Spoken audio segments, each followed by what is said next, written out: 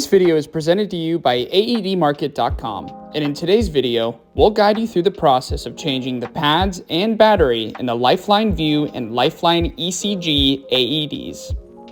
To prepare for an emergency, it's important to keep the electrodes connected to the unit. The pads come with a 2-year expiration, and you can locate this date on the external packaging. Simply flip the device over to find the expiration date. Pads should be replaced either upon expiration or after AED use.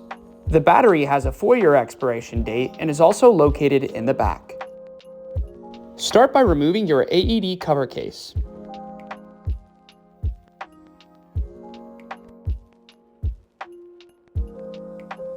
To remove the adult electrode pads, disconnect the connector from the device's top and simply pull out the existing pads.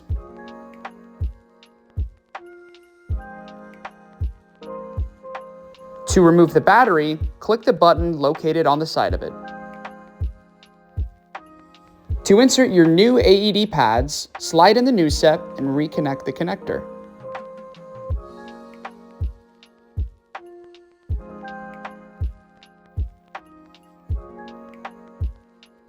To insert your new battery, place your battery into the device until you hear it click.